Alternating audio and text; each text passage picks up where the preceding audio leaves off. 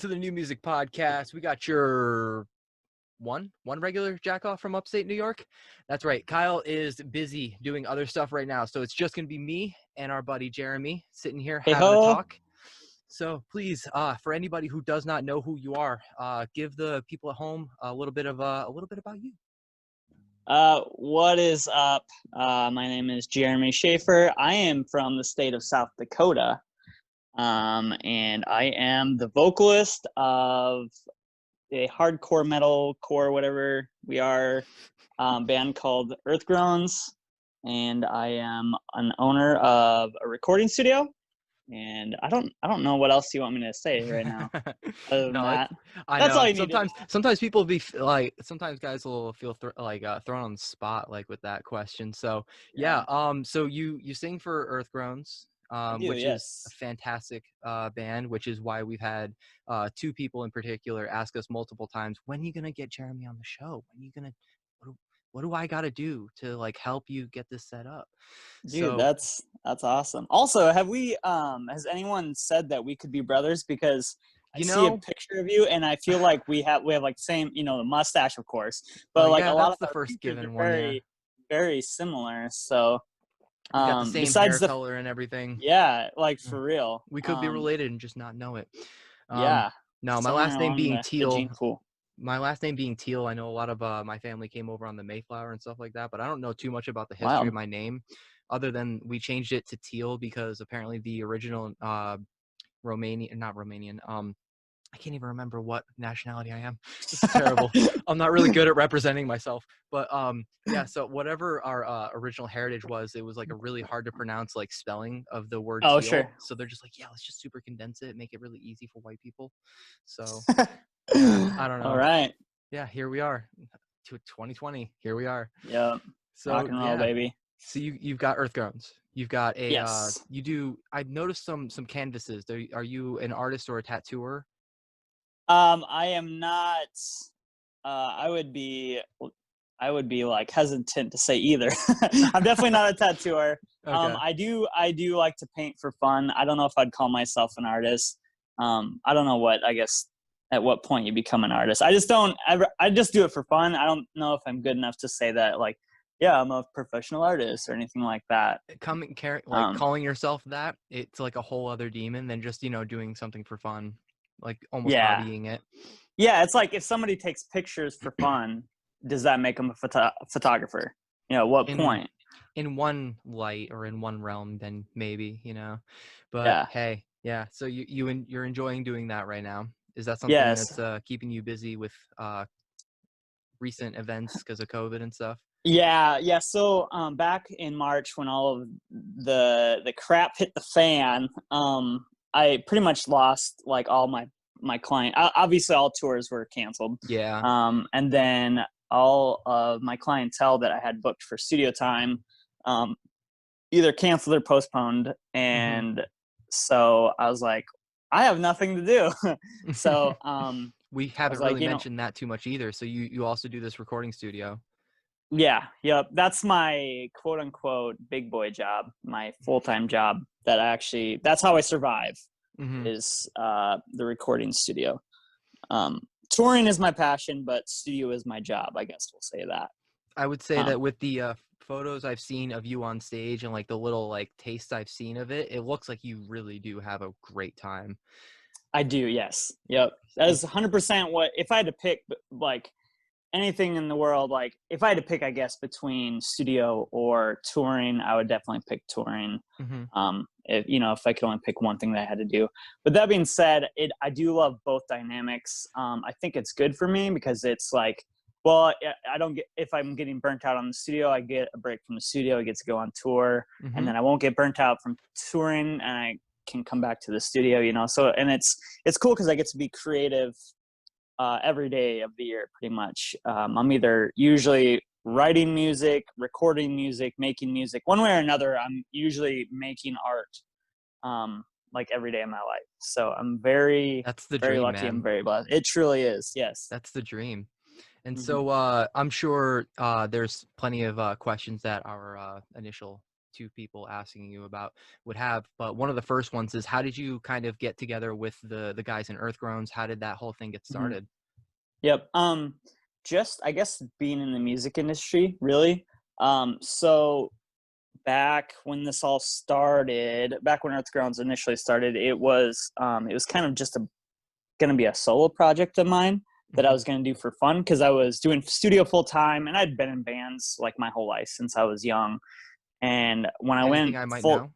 no, we were not. I don't think anything that I have ever done really ever got out of the Midwest. Like every band I've been in has been a touring band, Hmm. but no band has really, I guess, ventured outside of the Midwest other than Earth Groans. Hmm. So most likely you haven't heard of anything else, and none of the other bands I was in were really ever that good.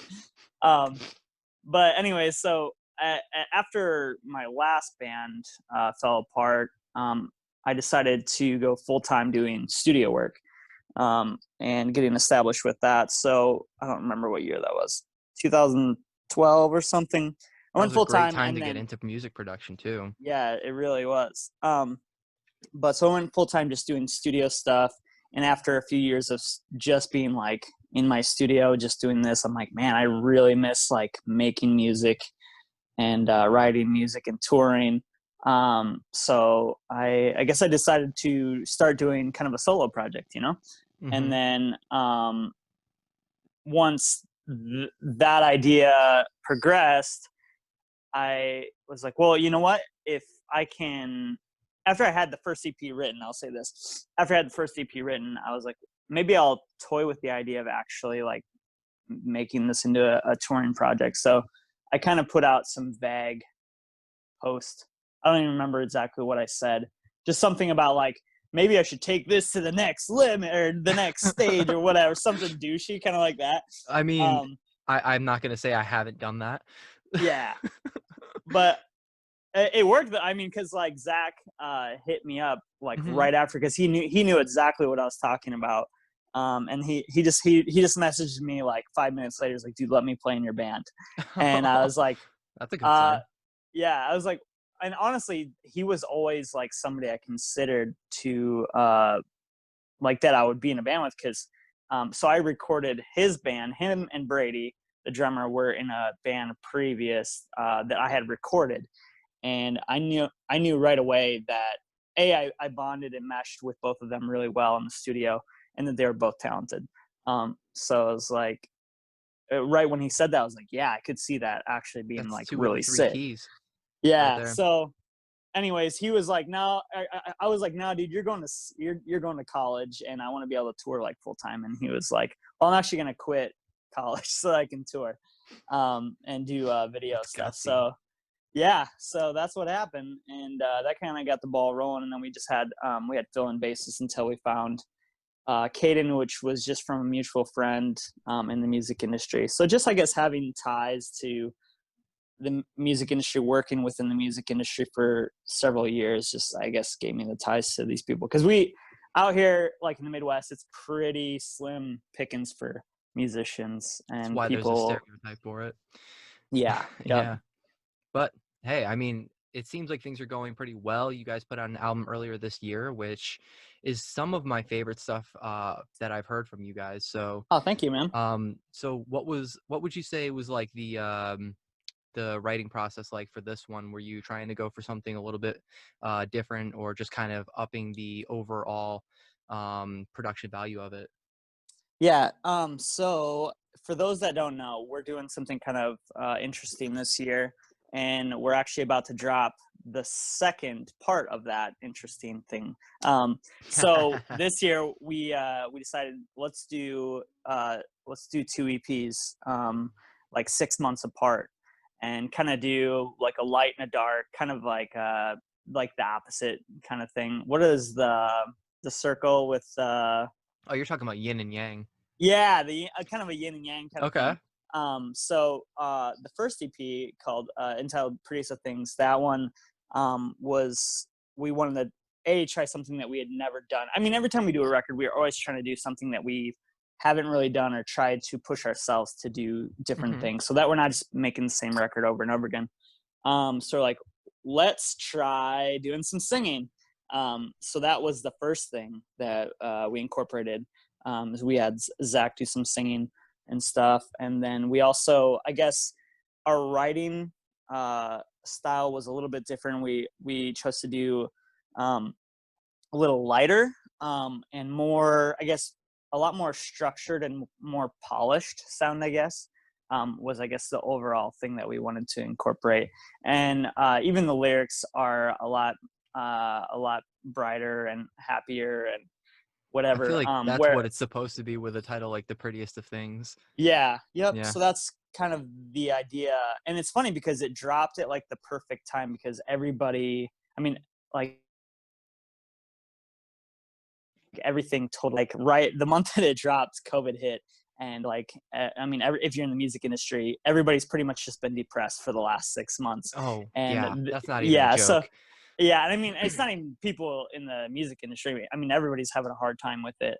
I haven't really found anybody that's like, yeah, actually this has been in my favor, except for, I guess, the extroverts that don't like seeing people. So Well, but then I for won't add to that one out of, because I'm definitely one of the few people that's doing better now than I was pre-COVID.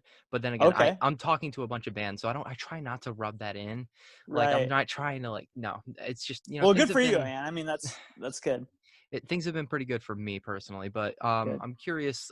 So you're saying that this is going to be the yang of the one that's coming So up, really? yeah, so now the next one, we're actually going to be dropping a single at the end of this month. I don't actually know if I know the date that it's releasing yet. Somewhere towards the end of the month, the label will be Mm-hmm. dropping a new single off of the next record, which is the Yang, I guess, and it's heavier. It's less structured. I would say it's less polished.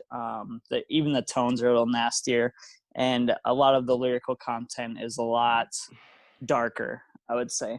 It's a lot of the lyrical content actually is kind of the opposite. For instance, so in the first song, or on the first record in Prettiest of Things, I talk about a relationship, a true love, kind of a perfect marriage, whatever. And then in this record, I actually have a song talking about my divorce. So kind of a crazy thing, It's kind of nice to have that vulnerable. polarizing. Yeah. So anyways, that's kind of, I guess, to give you kind of the dynamic of what's to come. Mm-hmm. So So you feel pretty strong about it. It sounds like you almost are leaning towards you liking this upcoming one a little more than the first one. um it's it's just I'm very, I don't know, it's hard. I'm very, a lot of the lyrical content, I guess, I feel is I'm very vulnerable. Mm-hmm. And like I'm like, a lot of the stuff is written about very personal things, like for instance the divorce. It's not something that I talked to a lot of people about, Mm-hmm. because it was like the hardest thing I've ever been through. So just addressing that was really hard. But I know that a lot of other people have been through similar situations. So I'm hoping, I hope that the songs that, the on this next record can give people hope. I mean, Mm-hmm. out of all the music I write, I'm always like, I hope that people can relate. I hope this inspires people, and I hope it gives people hope. So, That's beautiful. I think that's um, true for most musicians, but mhm. it's man, I know there's definitely a huge audience of people who want to have something that they can feel like they relate to, especially when Yeah, talking about such heavy topics like that. And yeah, hearing, any band just say the right words at the right time, sometimes that's just what they sure. need to hear. I mean, I'm sure that's how you got into, wanting to write music and everything.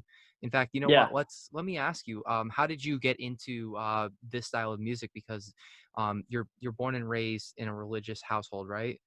yeah, Is that yep, right? So yep, finding that type of music is often, or at least in the experience that I've had with talking with other artists in your situation, it's always a bit troubling to get into this style of music. Is that something that you would say is the same for you?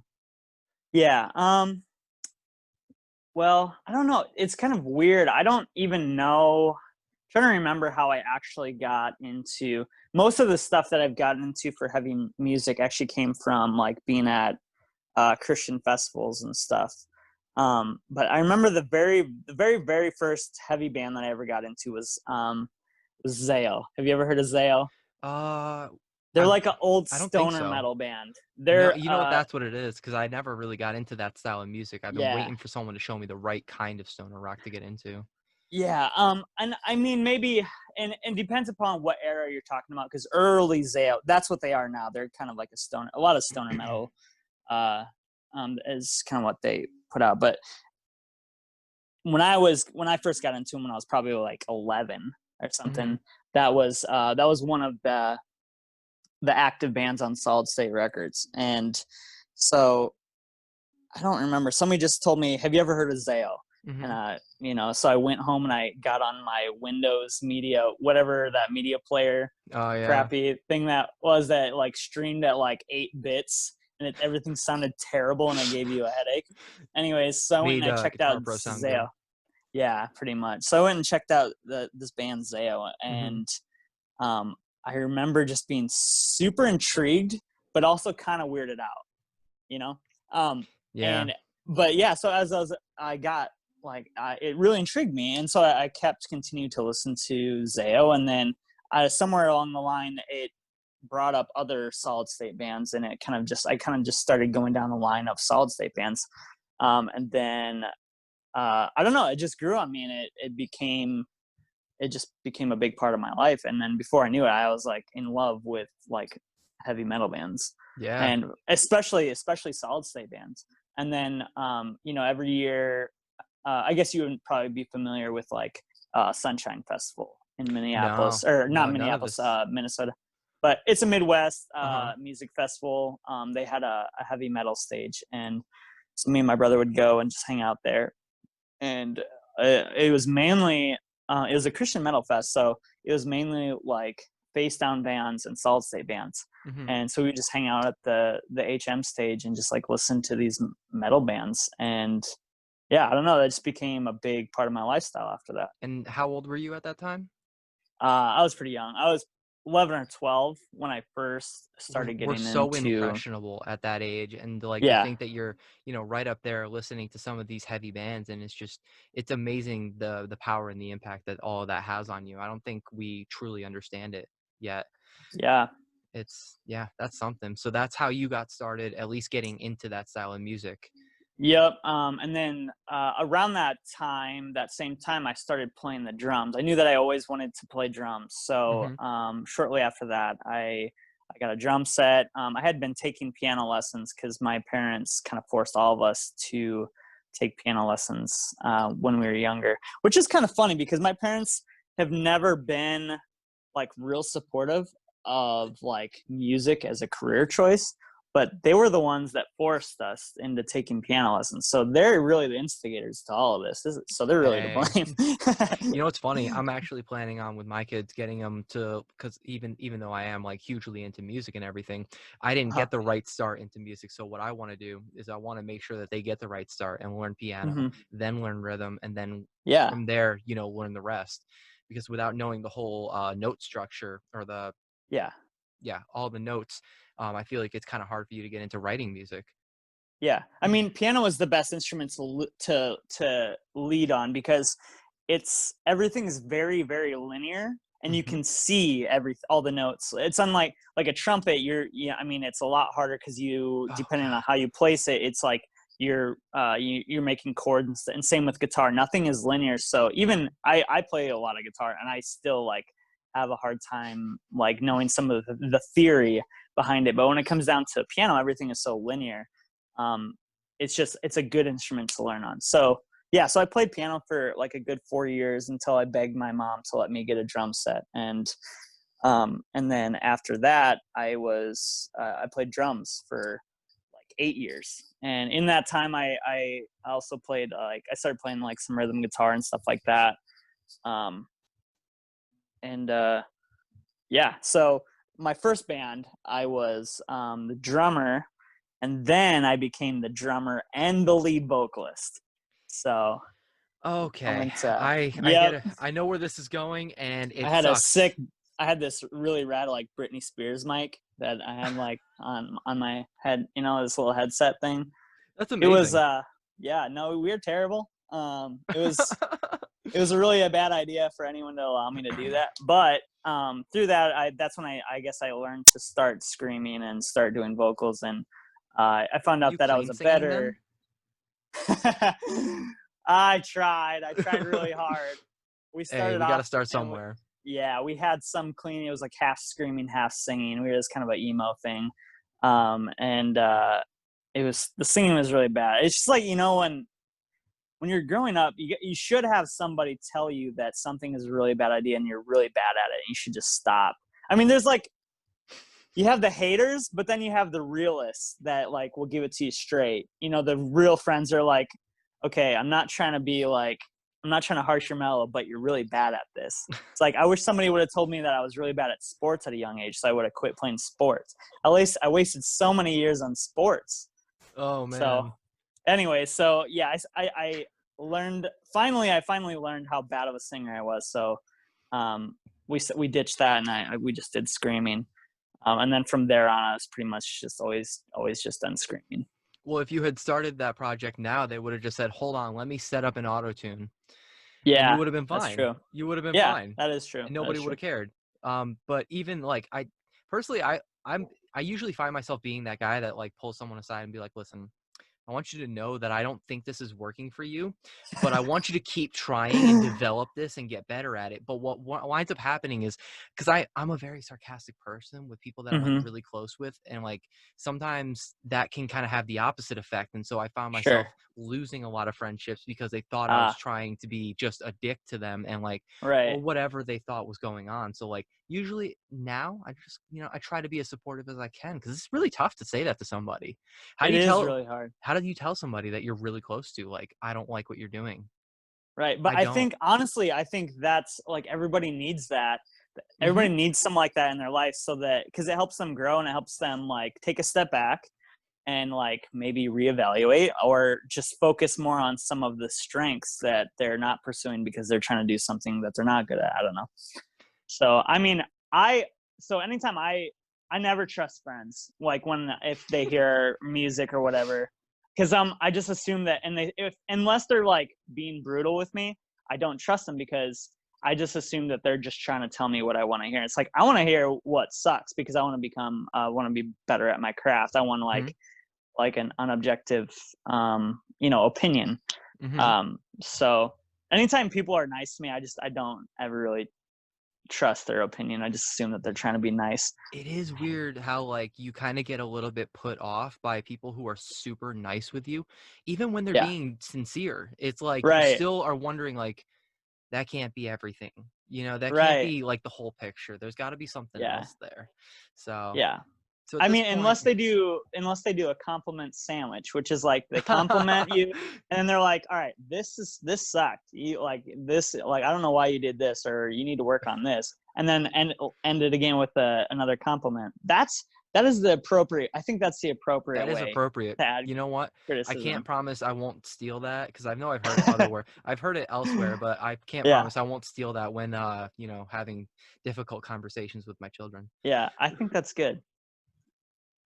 Very good. So at this point, you're how old?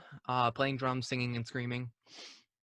I did that until I was 18. I went to college, and then that first band that I was in pretty much broke up, and then I was the vocalist basically of every band that I've been from there on. And you So find yourself very comfortable there, it seems like. yeah, that is what I do best. Like I said, I do play guitar and I play bass, and I do write pretty much most of Earth Groans music. But I would say that I think I'm a strong writer, being like a studio and producer and everything. I feel like I'm a strong writer. But I would always say that I'm very mediocre at playing guitar and bass. But I would say that vocals is definitely what I do the best. That's what Would you I'm s- most confident in. would you say you're like definitely more of a performer because it sounds like even though like you can do all the necessary tasks behind writing, recording, and Mhm. all of that, but it sounds like everyone it's hard to say because there are some people that I talk to who feel very strongly that they are they can perform, but it's not their favorite part of it. but Sure. I know a lot of Um, people are missing that right now.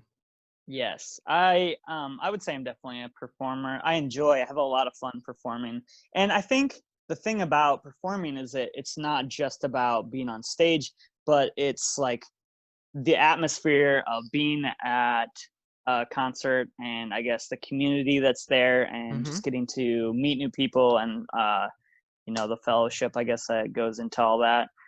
So I think it's the atmosphere of it all, and I love living out of a backpack, and I love sleeping in a van. I love like waking up and like having to open my Google Maps to see where I'm at currently in the world.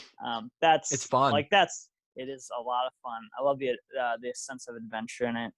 Um, so yeah, there's a lot. I mean, for me, I guess there's a lot that goes into all of it. If I When it comes down to studio or like being a vocalist in studio or live, I would say live I have a lot more fun. Um, I think learning how to record, like being recorded, like learning how to do vocals in the studio is kind of a different. It's like a whole different beast than live. It's kind of Live, mechanical.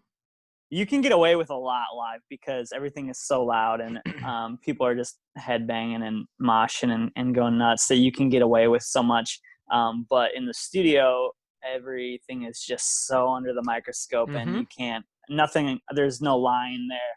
Microphone doesn't lie, so it's hard to mask some of the imperfections. So, and just hearing it like that, and I'm a perfectionist, so I like dissect everything and I pull it Hmm. apart, and I'm like, it's just, you're very, very vulnerable in that stage. So learning how to record is kind of a different beast. And I feel like there are some musicians that perform better than they record, or there are some bands that record better than they perform. Hmm. So I think as an artist, you have to learn how to be good at both. Yeah, it's definitely So, tricky because all the tools are there for people now to be so good at whether it be mixing or writing mhm, everything and recording it from home. So all the tools being out there, it's kind of it's definitely a different environment now to be a musician than it was, say, like 10 years ago. right. So it's interesting. As of with your recording studio and everything, are you finding a way to like almost like screen, uh not record, but like completely use their screen for certain things? Because there's remote recording programs and stuff that I've been hearing a little bit of people talking about here and there, but I didn't know if there's anyone actually out there and using it in the field. Say that. I'm sorry. What you're asking about? What? So I know that there's programs out there where people can write over somebody else's computer like remotely. Oh, okay. So like I was Okay. curious if that was something that you've looked into doing, or if that's something you or any of your colleagues have tried doing. I have not. That's not anything that I've ever pursued at this time. Um, with Earth Grounds, I pretty much write everything here in my studio, and then when we actually do the record, then we kind of experiment with stuff. But in the future, I can see that being a big part of bands, like being in different locations and writing across screens, not socially, unsocially, no, I don't know, just being able to be states apart and be able to work together to write music, whether it be versus MIDI or live streaming, playthroughs and stuff like that. It's a very exciting time to be a musician, just because Yeah. of the sheer potential that you have for networking, as Hmm. well as just you know, being able to send somebody, hey, this is the raw version of a song that I wrote. What do you think? Yep. Can you add to it? And then like literally, they can open it up in their program and go in and edit everything you just did. Right. So it's That is crazy. one thing that I do, for some of the bands I record, is they'll send me like, like a demo of their song, for me to study, and like maybe do some rearranging, or basically just give them my input. Like if they have like, I guess just be that, objective ear to Hmm. say, like, to give my opinion, and like, okay, well, we could rearrange the song a little bit, and I think it could be stronger. Or if we could probably do a harmony on this, and that would make that part better. Just stuff like that. So Mm-hmm. that is one thing that I guess I do a lot of. And that's something that like you can't really get when you record and do everything yourselves is that third. Sorry. Bless you.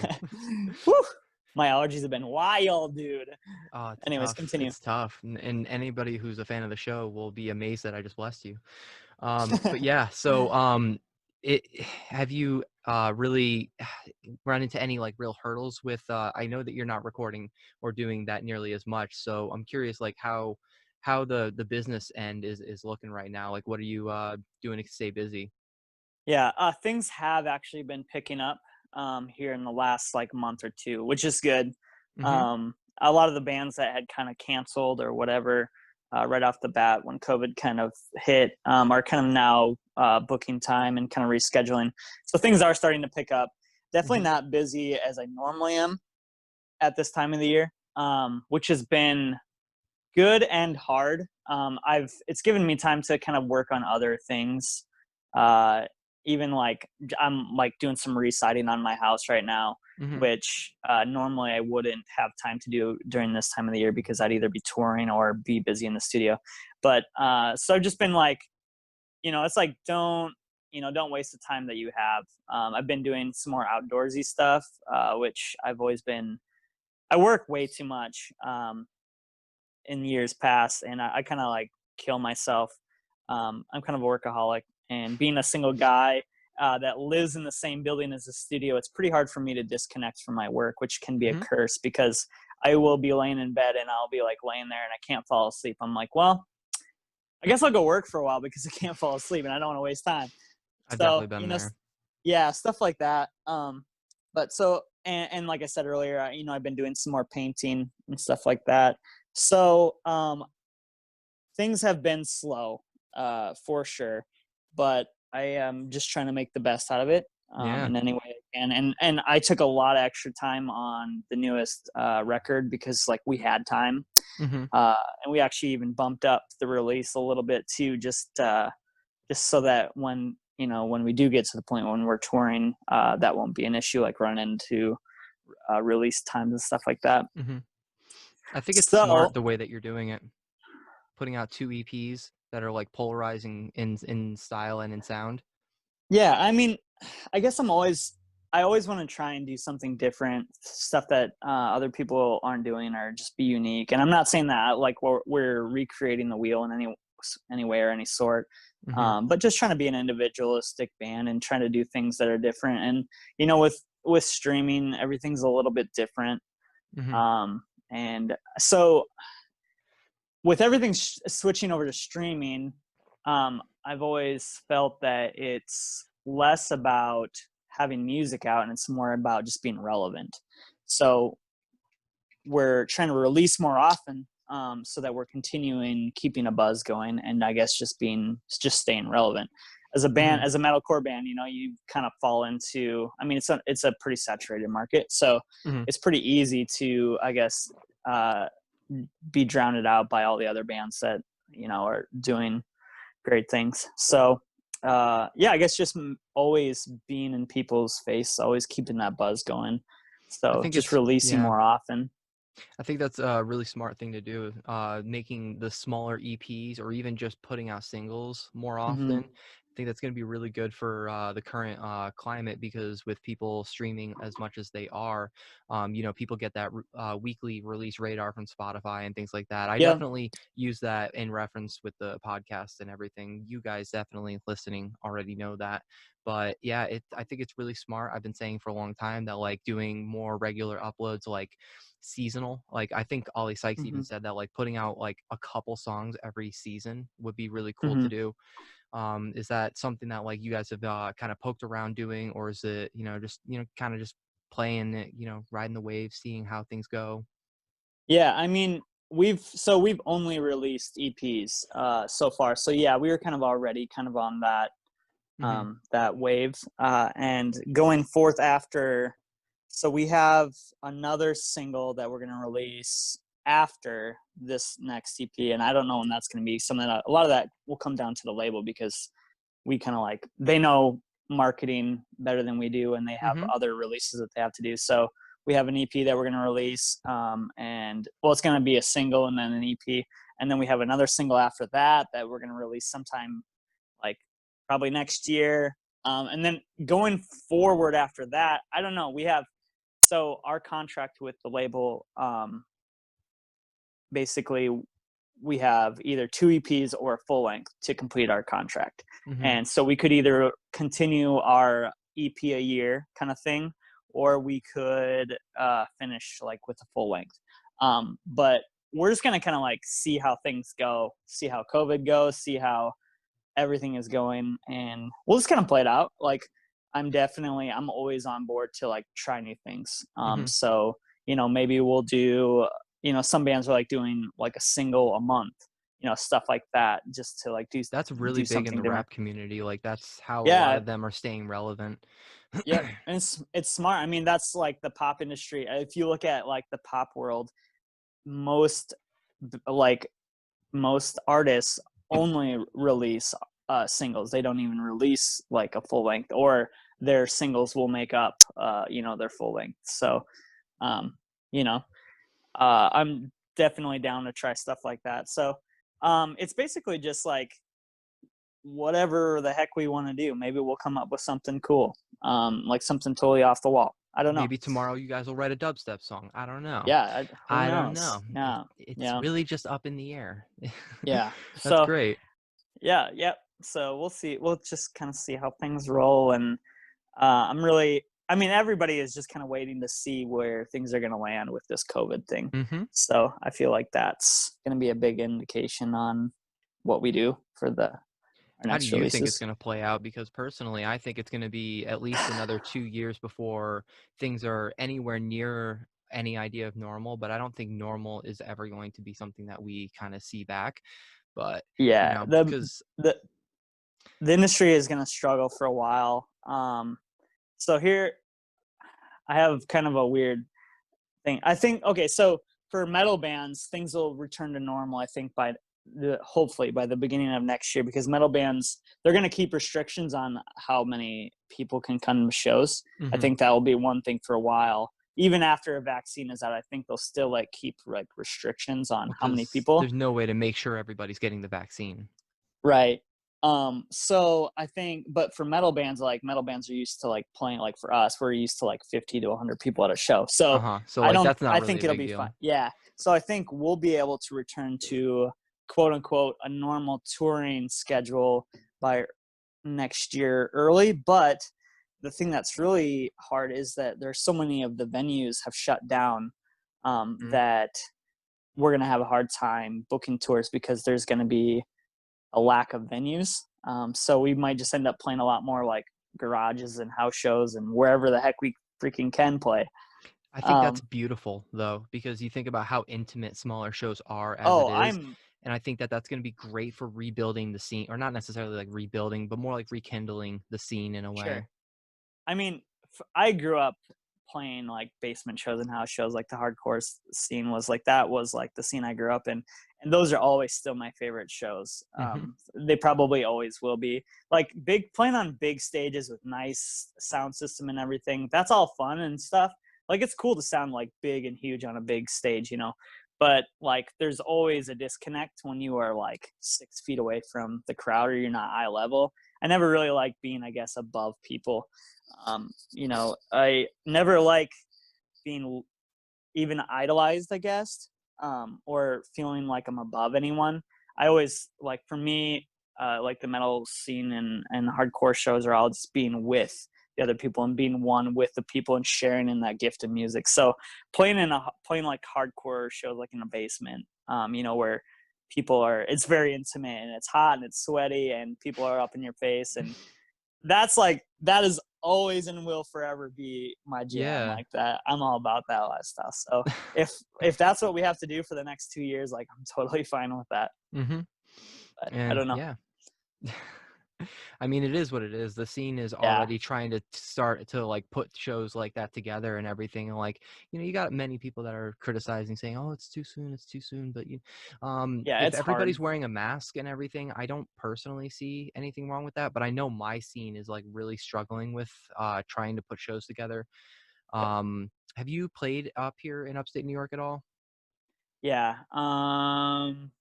Because we used to have Bogies. We used to have, well, Bogies shut down a couple years ago. That's even pre-COVID, but Chrome just shut down. Um, Yeah, I think I'm trying to remember where we've all played in New York. I know we've been up there. Um, and there's that I'm blanking on the names Amityville. of venues. I think there's Amityville I Music Hall, which is south. A lot of people remembered that just for the name. Yeah, that's possible. Chrome really sounds familiar to me. Like we might have played there. Where is Chrome? What state is or what city is Chrome, that in? I'll be honest, I've never even been there. I've never even Okay. been there. It was only around for maybe a year or two. But there was a place in Poughkeepsie.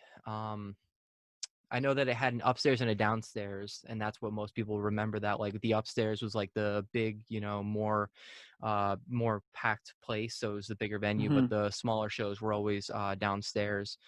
My wife went to a lot of shows there, but honestly, because I've never been there, I don't remember the name. Sure. The all the Albany shows, all the Albany hardcore shows that were at like Valentine's or Bogies, those were the shows that I was going to. And like even now, like the Fuse Box, which was where a lot of smaller hardcore shows were going to that like wanted to keep it around 50 people. A lot of people were Yeah. going to that, and like that was great for like, goth night when like, people are doing clubbing or anything kind of like that. So We ended up playing in Albany. I think it was in Albany in like a mall. There was a mall venue. oh, that And okay. it was huge. It was awesome. But it was so nice. I'm like, why are we playing here? It was like, I mean, it was earlier in our career too. We weren't a very big band, and I was just like, I mean, there was like, I think 100 people there, but in a venue, it's like such a huge venue that it just felt like there was nobody there. Is it the So one it's that like, was that had the it had a bar and it had a bowling alley and it had an arcade in it? yeah, That yeah, was this place Crossgate. was huge. Okay, I mean, it was an awesome show. Mm-hmm. It was a lot of fun. It was just like I was just like, why are we here? I was like, there has to be like some bar or somewhere that we can play, and that would have been fit. That would have been more fit for this. But I mean, it was Yeah. awesome. Whatever. It was just, Who did it you was come too through with? nice. Who did you I come don't through remember. with? We were on tour with Convictions at that time. Okay, because I definitely remember seeing like a couple of bigger shows. Like we had Slaughter to Prevail, Chelsea Grin, and a couple of other like bigger Yeah. deathcore acts. And I think there was an Asking Alexandria show there at one point. I don't remember, but Yeah. um, that the original place that you probably played at doesn't exist anymore. It's owned by Okay. like a separate other company, which I don't think even puts on the shows anymore. But we've got another place, Skyloft, which Skyloft is putting on other shows now, but I think it's supposed to be kind of fitting that whole nightclub type vibe.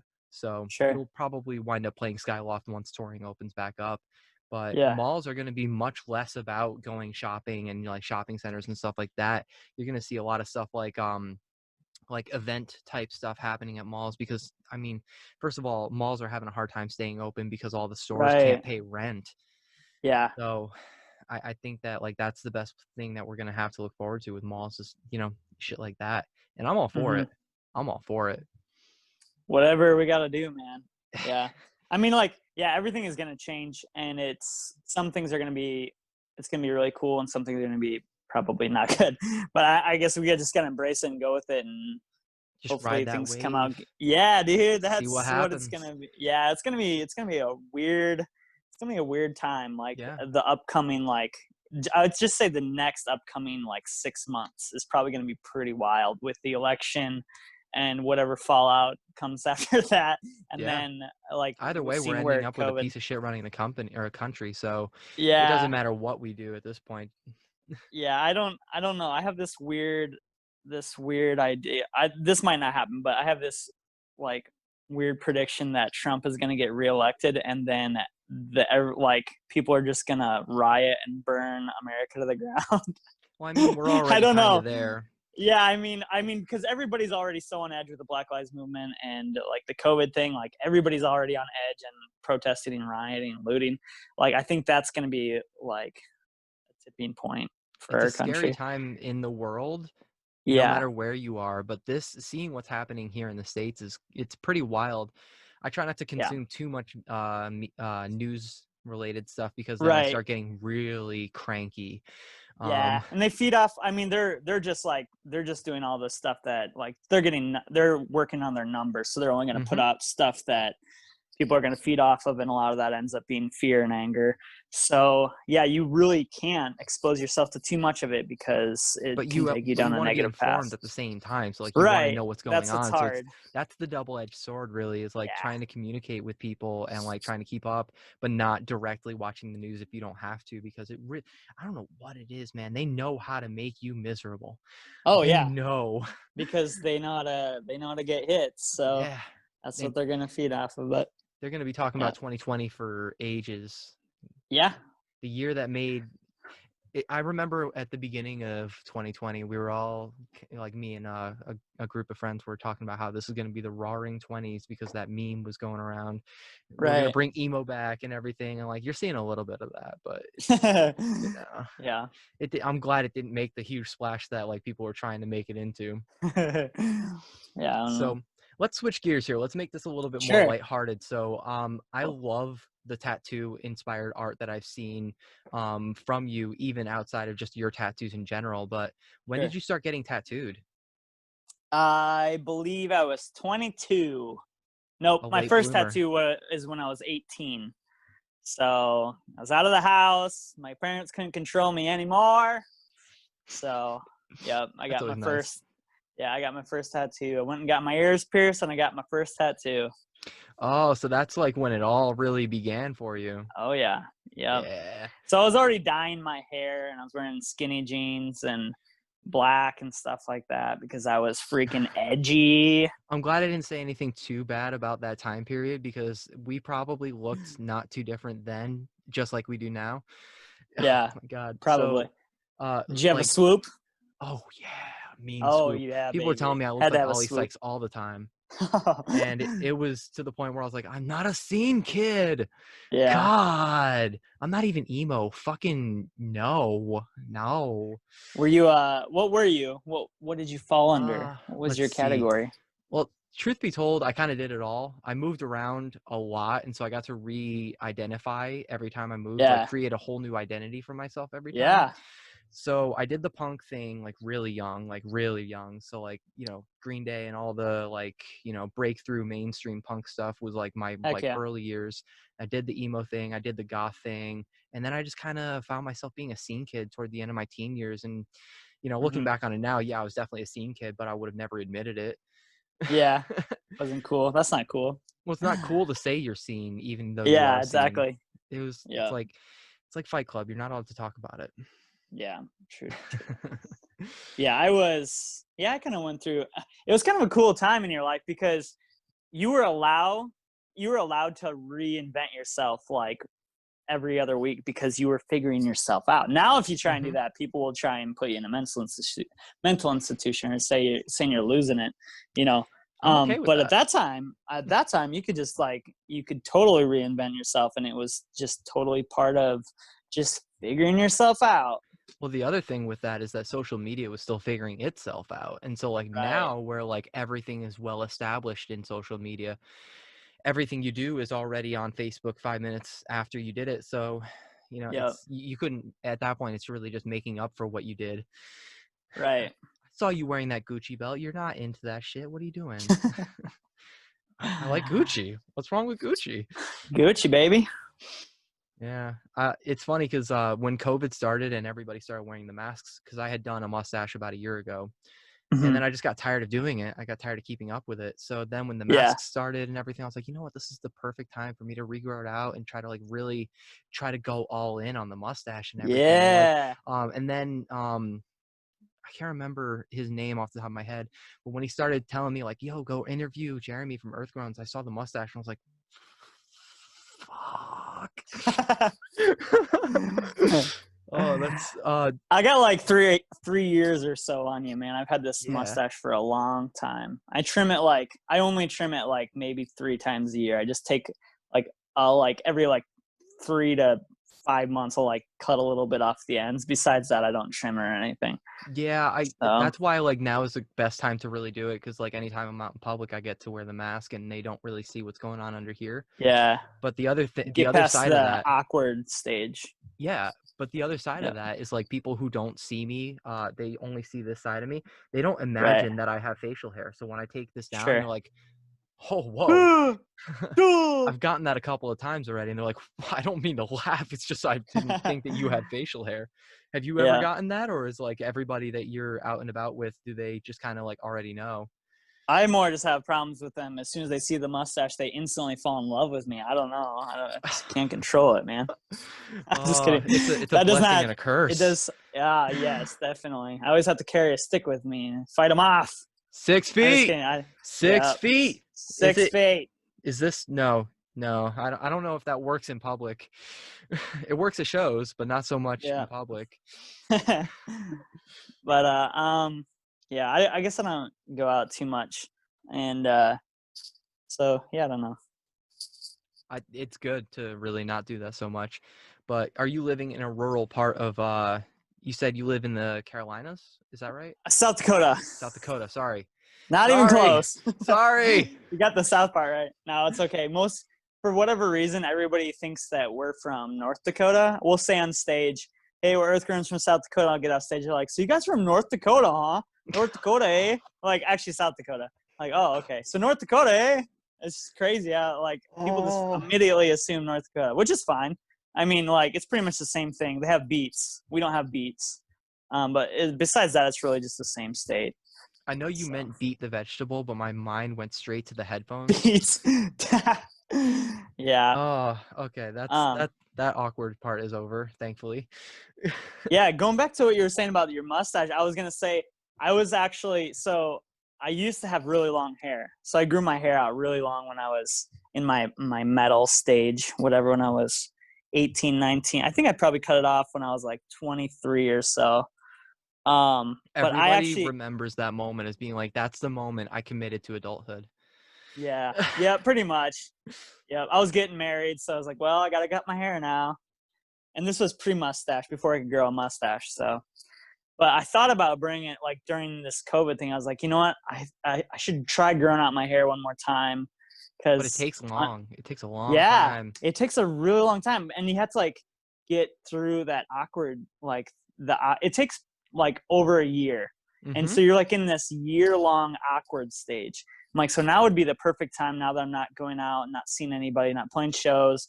Now would be the perfect time to grow out my hair. And I just chickened out. I didn't think it would work with the long hair. With the mustache, I felt like would just be a little bit too creepy. It's like I'm already And kind of awkward looking as it is. So like yeah, why add to that with the crazy hair and everything? exactly. And my That's hair's where I'm at really now. straight.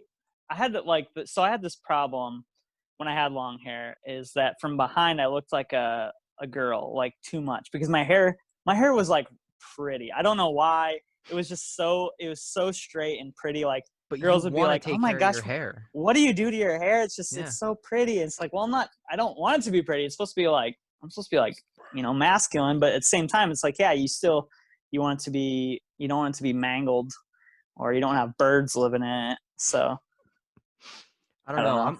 I'm okay with the idea that like one day I could have had dreads like super long if I had just kept my hair growing it out the entire time. But now that I think about it, I'm like, dreads and a mustache, I'm not sure that that's the right choice. Yeah, But still, I it's mean, it's it's a a risky very move. it's a very like honestly like to commit to having dreads like that are super long. That I have so much respect for anybody that can do that. It's a lot of work, a lot It of upkeep, is. Yeah. I for respect the sure. And shit then the out of that. mustache on top of that, yeah, it's a lot of work. So Yeah. I guess it depends on how much you want to work at it. And then like the nice like top knot and everything. Yeah, I don't know if yeah, the core kids would have liked that, but yeah, that's true. There was that yeah. movement for a while where they were getting people were going around cutting off the top knots. So You know, people will find a way to start a movement that's really just you might as well just call it hashtag I'm gonna be an asshole, yeah, because that's what all of these like are like. Do you remember when Scene is dead, so shave your head? yeah, That shit was Oh God, I hated that because like at the time I was doing a lot of shows in Boston, and like I love Boston. I love the people there, but Hmm. when I would meet those Boston people, it's like, okay, I can't even joke around you because you might actually kill me. Yeah, people are wild. And like when the militant straight edge thing was a thing, and people were getting beat up for like not being straight edge, and yeah, people are wild. I'm just gonna say that. So, anyways, we were talking more lighthearted stuff. We Yeah, were we're talking trying about not to get tattoos. it's hard. It's I don't hard know to how we stay away from it. gravitated to that. I, Yeah, it's I man, don't that's why know. like that last record I wanted to put out an album that was all about positivity and good things. Hmm. So, yeah. But I Do you have initially wanted tattoos? to You have I have tattoos. a What's your couple of favorite tattoos. tattoo? I don't have as many Yeah, I as got a I'd few. like. Yeah, well, that's everyone for the Yeah. most part. Yeah, except for, once you start working up into the neck, that's when you know, like, damn, I'm starting to run out of space. And I envy those Yeah, I'm people. getting I there. envy those people. You just got this one right here, right? The Just dagger. got my throat. Yep, Yeah. yep. How was that? Freshy. It That's a actually bitch wasn't to that sit through, bad. right? So I put it off for a really long time, like years, because I was terrified of getting my throat tattooed. And the artist that I go to in recent years, I've gone to a lot of artists. I have like a different artist for every limb, but my most recent artist that I go to, his name is Tim, and he was always really he didn't want to have to tattoo the Adam's apple, and he said it just like was one of those things that kind of gives him the heebie-jeebies. So, and I have kind of a big Adam's apple, so he always kind of said you're gonna have to talk me into it. And then finally, so I got both sides of my neck done, and that sucked so bad. Like I, yeah, I don't enjoy the side of my neck. So anyway, so I really had to psych myself up for this, and I had to talk my artist into doing it. And finally, we did it, and it was like cake, dude. It was so easy. It was not bad at all. I like could not believe like how much it didn't hurt. It was so weird. Um, That's awesome. What I've yeah. always wanted to So do was get like a candle going up from like, cause you know how your body has like the natural curve right here. I yeah. think that would be a Yep. great place to start a candle. Have a flame Yep. going where my Adam's apple starts. Because in my Yep. head, I'm like, I'm always talking, so that part of my neck is always moving, so it might look like the flame The is moving. flame. I don't know, but Yeah. there will be a time and place for that. But like, I still have to like get all of this empty space done, and like this side's really bare, so like I got to finish this stuff before I even get Yep. like a chest piece or anything else done, because like I did the worst thing, which was I got my hands tattooed. So Job uh stoppers. yeah, and you know what I say to that, all right, is what's amazing is what people will still hire me despite that. There was a Yeah. time period in my life where I looked a lot like Chris from Motionless in White, and I Hmm. was still getting like pretty good jobs, and I was telling people like, dude, it's not, these aren't the job stoppers, it's you, it's your Right. personality, it's your work ethic, Yeah. it's this. Yeah, that's true. Like, people, yeah, they make their first impressions, their judgments that they're going to have. But once you break through all those preconceived notions, you'd be surprised what people like will do for you when you prove to them that you're still a good person despite all that. Right. For So, sure. yeah. Yeah. I pretty much decided at like at an early age that I was going to just be in the music industry like forever. So I'm like, well, I'm gonna go all out and just get everything tattooed. So I was never really too worried about getting my neck or my hands tattooed as far as like because I mean I bet out there they're a lot more accepting of tattoos than they are around here because this is South Dakota. Like I'm no one of the only dudes in this town with tattoos. Hmm. So like in my family, my entire family, like all blood, there's like not a single person with tattoo. Maybe like a little like Jesus fish on their foot or something like that. But like nobody has like tattoos or piercings really in my family. So totally the black sheep. It's funny because when I got my first tattoo, my mom was so disappointed in me, so disappointed in me. But Ah, it then, hurts. but It then, like hurts. not even a year or two later, she's going and getting her like half sleeve done, and I'm like, Really? Dang, your hypocrites. mom's It, kick it ass. it's I like that she went and got it done. I just don't support who she went to. Um, do you have Ah, that bummer. issue sometimes? Like there's some really good tattooers out there, but then there's people who will like charge you $400 to write to do like a kiss print, or like I'm like pointing here, but a kiss print on your Yeah, neck right here, and it's like, yeah. some of the practices are just really Iffy. But I love tattoos. I love tattoo art, and like I see that you're definitely a big fan of the Americana, the traditional American style. Yeah. Was that like what you went into initially? Actually, so it's kind of funny. My very first tattoo, I'm wearing a long sleeve, so I can't even show you. Uh, it's actually surprisingly like or wait, how old am I?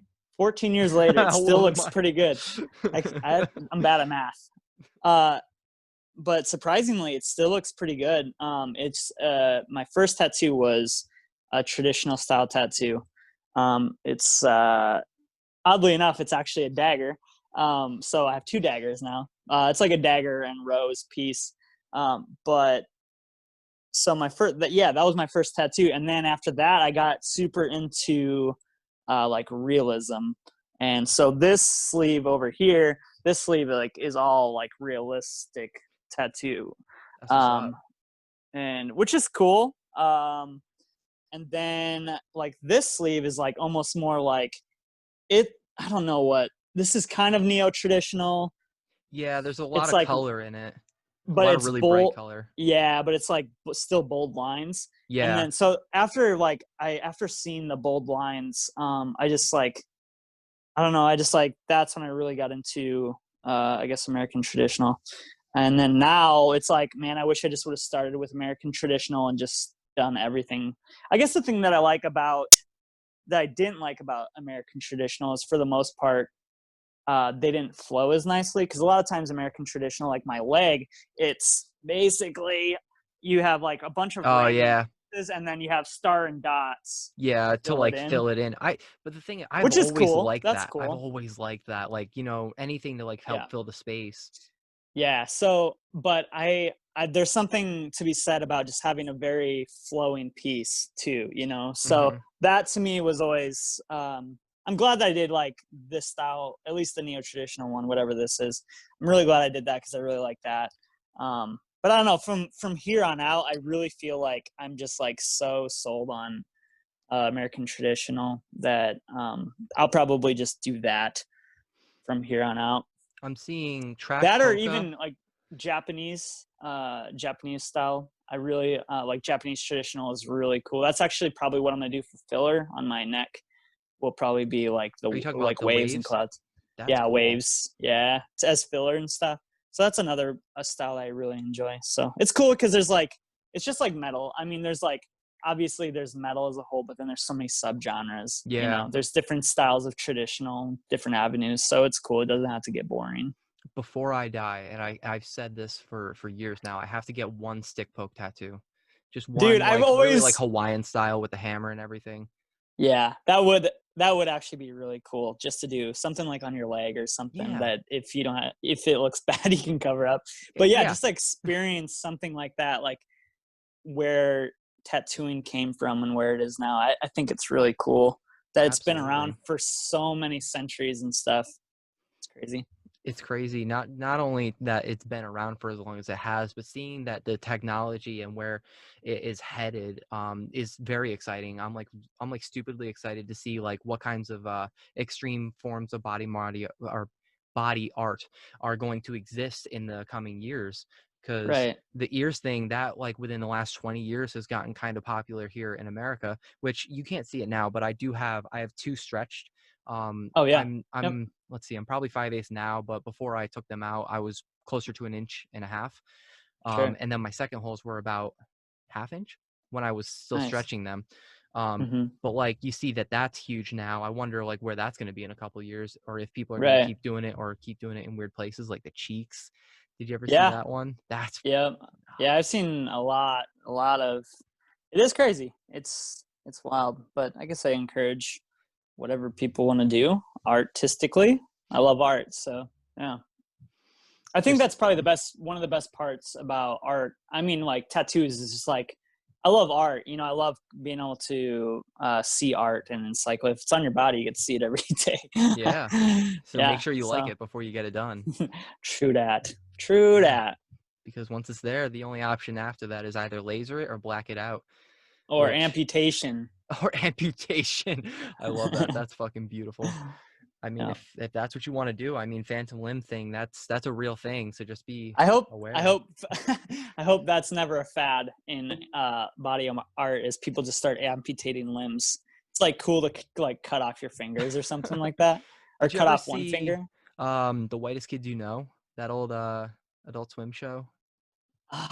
Really long time ago. It went over to some other network, but they did an episode that was like after they moved from Adult Swim, because I'm sure they just got too much hate over it. But there was one where they're like, yeah, I'm gonna get like a tiger's vagina over my lips because, like, you just don't get me, mom. And like you got a whale penis just hanging off your forehead and shit. Like, eventually we might get there. I don't know. Yeah, I it's don't possible. care. If you want to do that to yourself, that's your choice. Just know that Yep. there will be repercussions. I don't know. Right. I mean, fuck it. I'm all People are for it. crazy. I'm Yep. all for it. There's some crazy stuff out there. Would you ever because I really want to get the whites of my eyes tattooed at some point. Really.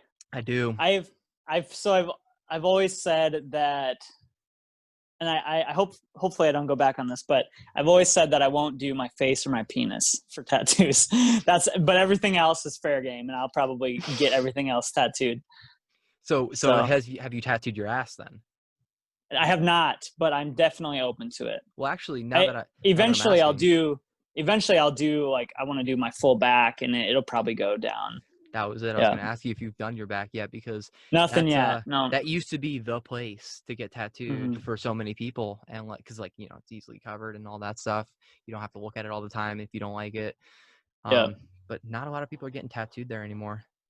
No. I have plans. It's just, I have so many other areas I have to finish first. I have a problem with starting too many different tattoos and not finishing them. So I'm like that with music. I'll start too many ideas and never finish it. yeah, that's a hard thing. It's a hard thing. These guys on the podcast know I've talked about like 8 different project ideas that like I've started, wrote one song, and then was like done. Just never went back to it. Yeah, that's hard. It is. Well, hey, we're about that point, so I do appreciate having you on the show. Of Was course, man. there Thanks for having me. anything you want to say to the people at home before we let you go? No, Anybody you want to shout out? I'll just say this. I mean, most of you guys probably already know this, but bands are struggling like pretty hard right now financially, because without touring, like touring is the only way that bands make money, and selling merch on tour is pretty much the only place that bands make money. We don't make money off of streaming. I mean, obviously that's a necessary thing, and we want people to be streaming our music, so keep doing that, and we appreciate that. But I guess as far as if you want to support your favorite band, I'm not even just talking about my band, I'm talking about in bands in general. If you want to support your favorite band, you want to see your bands play again, hopefully next year, whatever, like go buy some of their merch online, because that's the only place that bands are really surviving and are going to be able to survive the next upcoming months. So that's the only thing I'll say. Keep streaming music, and stay positive, through all this. We will get through it, and we'll strive greater than ever, I hope. So there you go. And as you guys know, we brought up earlier that there will be another Earth Groans EP coming out pretty soon. We don't have a definite date on that single, but it's coming out sometime soon. Yeah, just somewhere towards the end of this month. Just keep checking back on our Instagram, or basically all of our social medias. Sounds good. Well, thanks Cool. again for coming on the show. I really appreciate you, taking the time to have this conversation with me, even though Dude, you bet. it took a while to get you here, but I'm glad we had you here. Yeah. So thanks again. Look forward to talking to you again soon. You bet, man. Thanks.